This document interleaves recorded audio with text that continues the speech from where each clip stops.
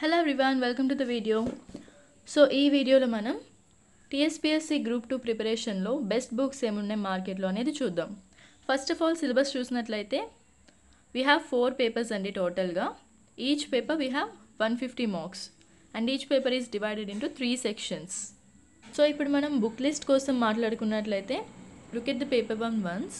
So ఇక్కడ general studies and general abilities ఉందండి. So first one చూసినట్లయితే we have current affairs.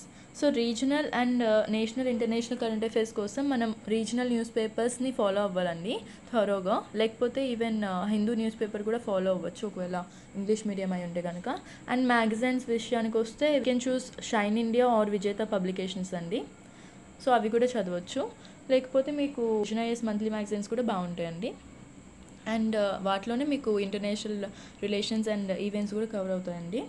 And general science విషయానికి వస్తే కనుక మనం 6 to 10 ఎన్సీఆర్టీస్ చదవచ్చు అండి దీనికోసం.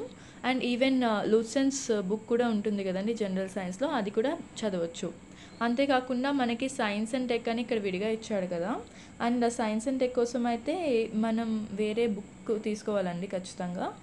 అండ్ అదేంటంటే తెలుగు అకాడమీ బుక్స్ ఉంటాయి కదండి సైన్స్ అండ్ టెక్వి, అది తీసుకోవచ్చు. తెలుగు అకాడమీ బుక్స్ తీసుకోవచ్చు.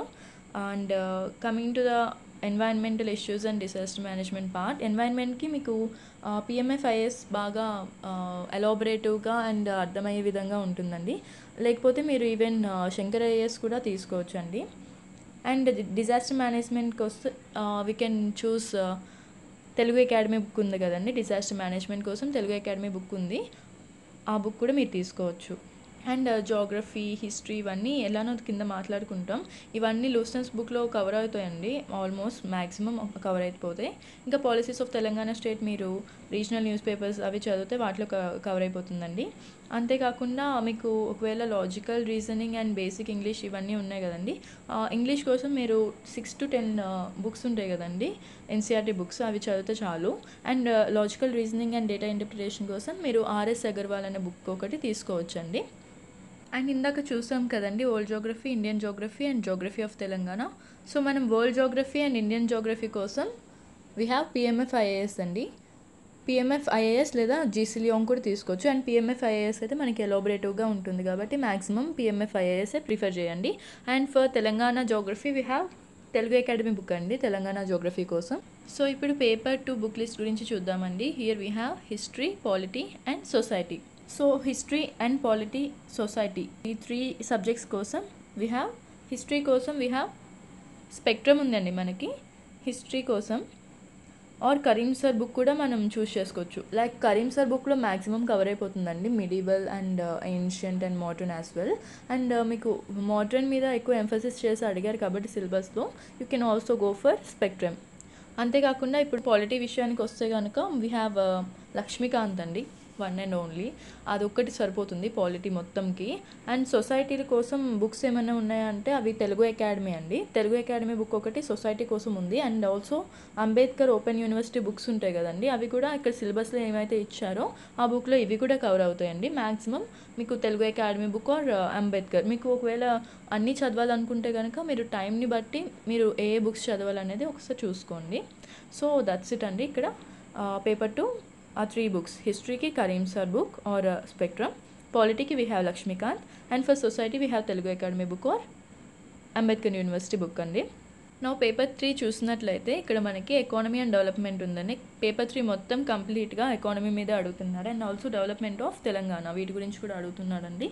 సో మనం పేపర్ 3కి వచ్చినట్లయితే ఎకానమీలో మనకి బేసిక్స్ నుండి మంచిగా చదువుకోవాలనిపిస్తే కనుక మీరు వివేక్ సింగ్ తీసుకోవచ్చండి. లైక్ బేసిక్స్ అనేవి బాగా స్ట్రాంగ్గా చెప్తారు, లైక్ ఈజీ వేలో ఈజీ మెథడ్లో చెప్తారు. చాలామంది రమేష్ సింగ్ అంటూ ఉంటారు కానీ బట్ అది కొంచెం కాంప్లికేటెడ్గా ఉంటుందండి.